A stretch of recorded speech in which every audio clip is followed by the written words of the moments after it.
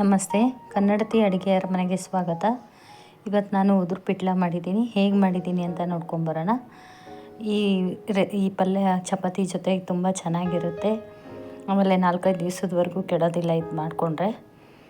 ಮೊದಲು ನಾನಿಲ್ಲಿ 1 ಕಪ್ ಕಡಲೆ ಹಿಟ್ಟು ಮತ್ತು ಹುಣಸೆ ಹಣ್ಣಿನ ಹುಳಿ ತೊಗೊಂಡಿದ್ದೀನಿ. ಈರುಳ್ಳಿ, ಮೆಣಸಿನ್ಕಾಯಿ, ಬೆಳ್ಳುಳ್ಳಿ ಮತ್ತು ಕರಿಬೇವು ತೊಗೊಂಡಿದ್ದೀನಿ.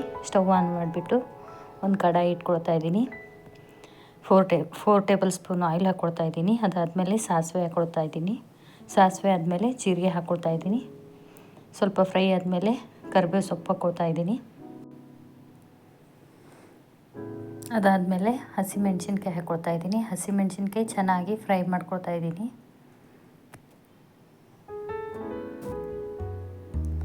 ಹಸಿಮೆಣ್ಸಿನ್ಕಾಯಿ ಖಾರ ಕಮ್ಮಿ ಇರೋದ್ರಿಂದ ನಾನು ಜಾಸ್ತಿ ಹಾಕ್ಕೊಳ್ತಾ ಇದ್ದೀನಿ. ಮತ್ತು ಇಲ್ಲಿ ಈರುಳ್ಳಿ ಜಾಸ್ತಿ ಹಾಕ್ಕೊಳ್ತಾ ಇದ್ದೀನಿ. 4 ಈರುಳ್ಳಿ ತೊಗೊಂಡಿದ್ದೀನಿ, ಸಣ್ಣದಾಗಿ ಕಟ್ ಮಾಡ್ಕೊಂಡಿದ್ದೀನಿ.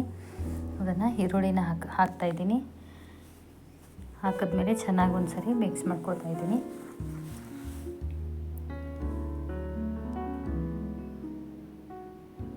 ಈರುಳ್ಳಿ ಚೆನ್ನಾಗಿ ಫ್ರೈ ಆದಮೇಲೆ ಉಪ್ಪು ಹಾಕ್ಕೊಳ್ತಾ ಇದ್ದೀನಿ. ಅದಾದಮೇಲೆ ಕೊತ್ತಂಬರಿ ಸೊಪ್ಪು ಹಾಕ್ಕೊಳ್ತಾ ಇದ್ದೀನಿ. ಚೆನ್ನಾಗಿ ಕಂದು ಬಣ್ಣ ಬರೋವರೆಗೂ ಫ್ರೈ ಮಾಡ್ಕೊಳ್ತಾ ಇದ್ದೀನಿ. ಅದಾದಮೇಲೆ 1/2 ಟೀ ಸ್ಪೂನ್ ಅರಿಶಿನ ಹಾಕ್ಕೊಳ್ತಾ ಇದ್ದೀನಿ. ಚಿಲ್ಲಿ ಪೌಡ್ರ್ ಹಾಕ್ಕೊಳ್ತಾ ಇದ್ದೀನಿ. 2 ಟೀ ಸ್ಪೂನ್ ಚಿಲ್ಲಿ ಪೌಡ್ರ್ ಹಾಕ್ಕೊಳ್ತಾ ಇದ್ದೀನಿ.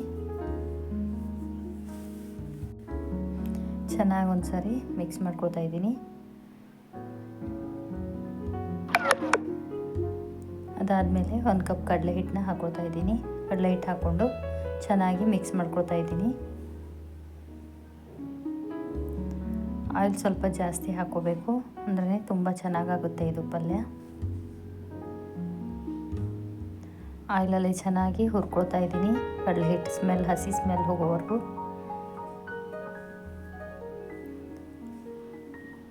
ಹುರ್ಕೊಂಡಾದ್ಮೇಲೆ ಇದಕ್ಕೆ ಸ್ವಲ್ಪ ಹುಣಸೆ ಹಣ್ಣಿನ ಹುಳಿ ಹಾಕ್ಕೊಳ್ತಾ ಇದ್ದೀನಿ.